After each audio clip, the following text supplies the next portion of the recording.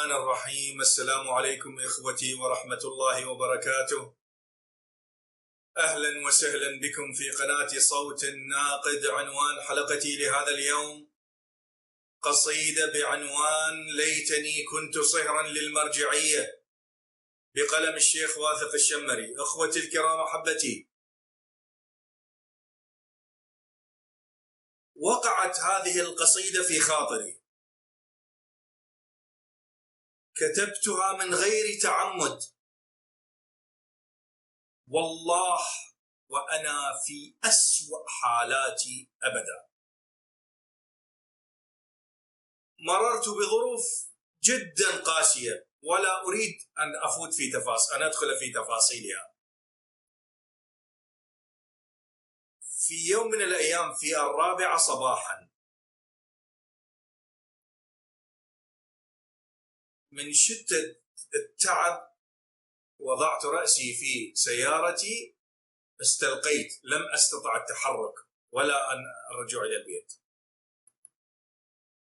حينها نمت في السيارة من التعب، فعندما وضعت رأسي وقعت هذه الكلمات كلها في عقلي، فاستيقظت فكتبتها.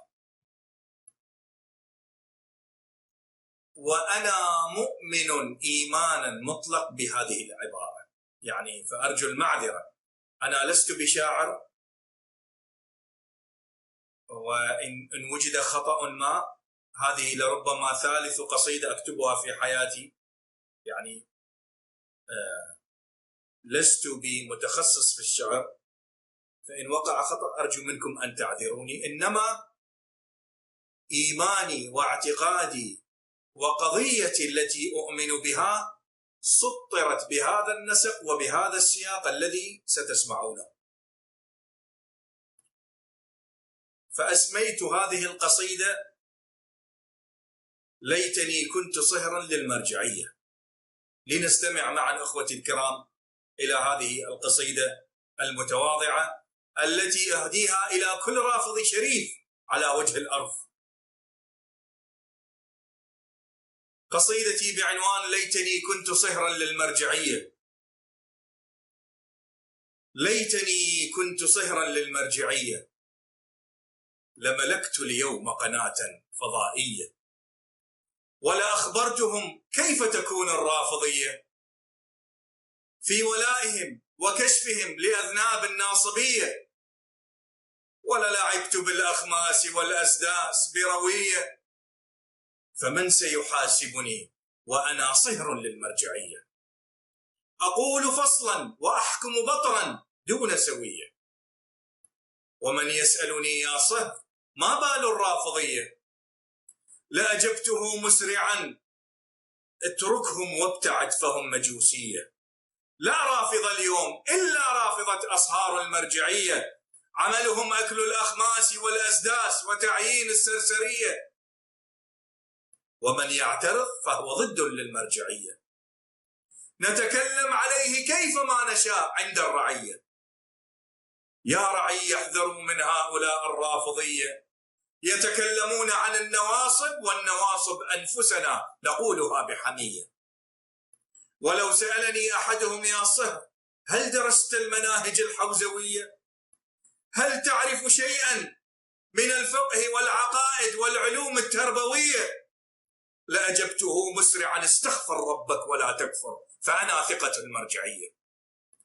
كنت أبيع اللبلبي والمخضر والخيار والملوخية، فكيف تسألني هل تعرف شيئا من الفقه والعقائد والعلوم التربوية؟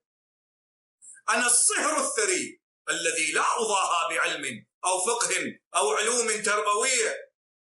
أنام حمارا وأصبح عالما بقدرة إلهية. لي النصف من الخمس والثلث من دون نصوص شرعية. لن تجد فينا محتاجا ولا في أولادنا، ونحن الأسياد وأنتم الخدم والرعية.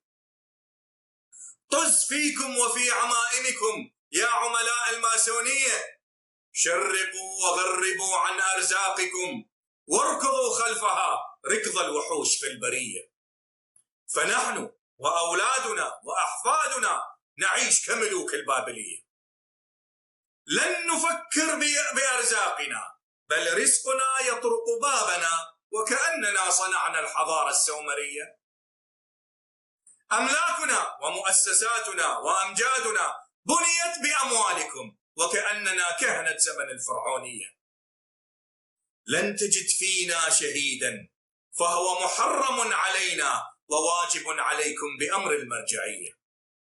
ومن يعترض فهو كافر فاسق جبان ساقط وزيادة شوية، ونحن من يضع الوكيل المقدس بطريقة فنية. وشرطنا مع الوكيل أن يكون حمارا ذو أصوات دوية، لا علم لا فهم لا جملة مفيدة، وله النصف من الخمس بطريقة غير شرعية، لأنه لو كان عالما لاعترض على فسادنا ولهاجمنا بوحشية. واجب على الحشد أن يستشهد ويموت، وعلينا محرم بقدرة إلهية. هل سمعت فينا وفي أولادنا أو وكلائنا شهيد في الحرب الداعشية؟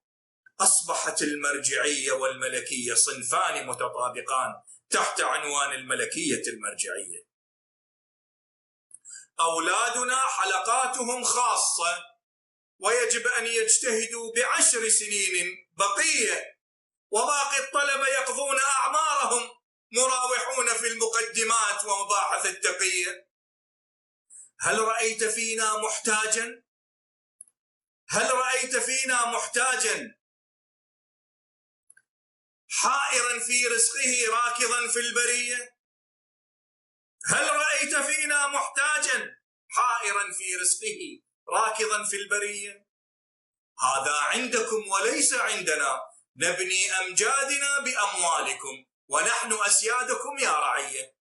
نقرر ونخطط ونعين من نشاء في العتبة العباسية، وأموال العتبتين عندنا ولنا دون رقيب أو محاسب وبدون تقية.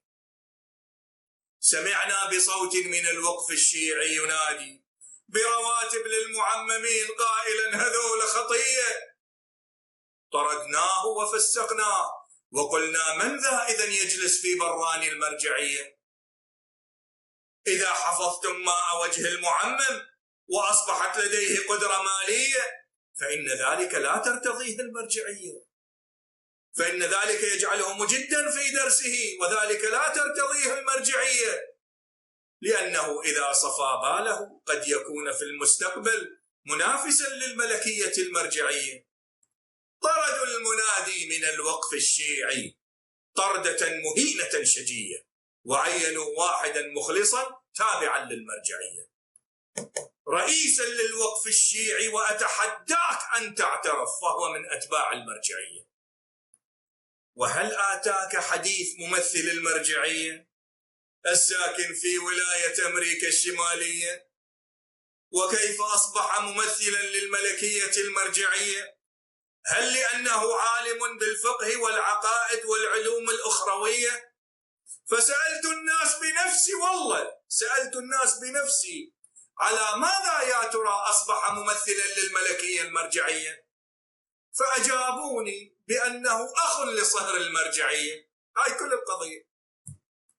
فأجابوني بأنه أخ لصهر المرجعية، وبتعبيرنا ابن عم الخياط اللي خيطت بدلة عرس أصهار المرجعية. هاي كل القضية. أي مسخرة يا ناس تعيشها الأمة الإسلامية؟ وهل سألك أحدهم ما هو الدليل على أحقية مذهب الجعفرية؟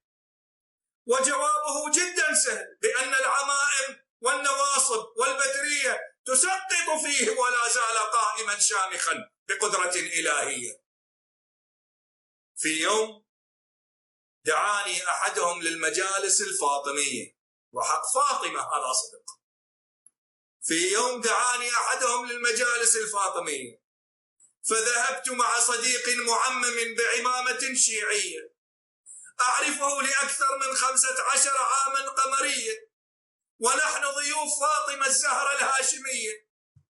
قضينا ليلتنا في غرفة الضيافة ونحن ضيوف الزهرة الزكية، وإذا بي أفاجئ بصدفة غير منهجية إن هذا المعمم يصورني لأنني لم أكن مرتديا لزي الحوزة الشيعية، ولم يرى حقا بأننا ضيوف الليالي الفاطمية.